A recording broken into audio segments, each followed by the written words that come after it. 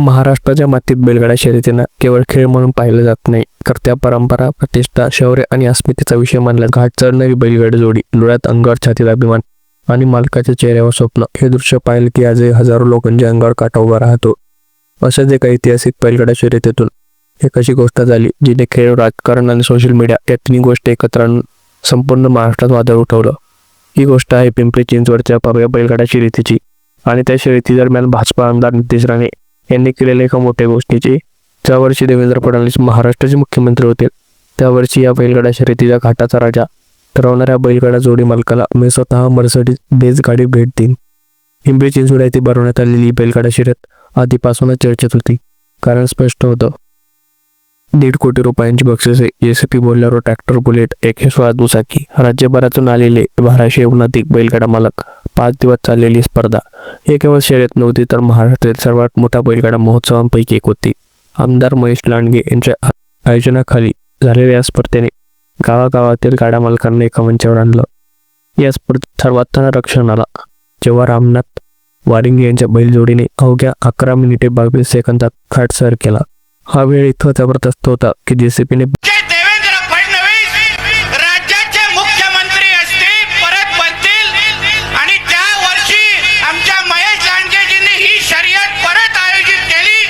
त्या वर्षीचं पहिलं बक्षीस हे मी माझ्याकडून मर्सिडीज गाडी जाहीर करतो. बंपर प्राइस त्यांच्यावर नावावर. इतकंच नाही तर आणखी 4 बैलजोड्यांनी अत्यंत कमी वेळात घाट पार केल्याने आयोजकांनी JCB 5 जणांना विभागून देण्याचा निर्णय घेतला. हा निर्णय काहींना भावला, काहींनी प्रश्न उपस्थित केले, पण एक गोष्ट स्पष्ट होती, ही शर्यत इतिहासात नोंदवली गेली होती. या शर्यतीला राजकीय वजन देखील आलं होतं. प्रवीण तरडे हे सर्व नेते मैदानात हजर होते. बैलगाडा मालक, शौकीन आणि प्रेक्षकांसाठी हा मोठा क्षण होता. कारण बैलगाडा शर्यतीवर बंदी, कोर्टाचे आदेश आणि राजकीय भूमिका यामुळे हा विषय नेहमी संवेदनशील राहिला आहे. स्टेजवर उभे राहणे, समोर घाट चढणाऱ्या बैलांकडे, शर्यतीकडे पाहत नितेश राणे भावनिक झाले. त्यांनी लगेच ट्विटरवर एक व्हिडिओ शेअर केला आणि कॅप्शनमध्ये लिहिलं, ज्या वर्षी देवेंद्र फडणवीस मुख्यमंत्री होतील, त्या वर्षी आमदार महेश दादा यांच्या माध्यमातून भरवण्यात येणाऱ्या बैलगाडा शर्यतीच्या घाटाच्या राजाला माझ्याकडून मर्सिडीज गाडी शिर देण्यात येईल. ही घोषणा ऐकताच मैदानात टाळ्या कडकड झाल्या. पण ही घोषणा काही तसा सोशल मीडियावर बनव्यासारखी पसरली. भारतामध्ये मर्सिडीज बेंझची किंमत ही 40 लाखांपासून सुरू होती. यामुळे लगेच प्रश्न उपस्थित झाले, एवढी महागडी गाडी देणे शक्य आहे का? ही घोषणा केवळ राजकीय स्टंट आहे का? बैलगाडा मालकांना गाडीपेक्षा शेतीसाठी साधनं हवीत का? तर काही समर्थक म्हणाले, महाराष्ट्रात किती भाग्यवान आहे, दानशूर नेते आहेत, खेळाडूंना प्रोत्साहन देणं चुकीचं नाही, बैलगाडा संस्कृतीला मान मिळतोय.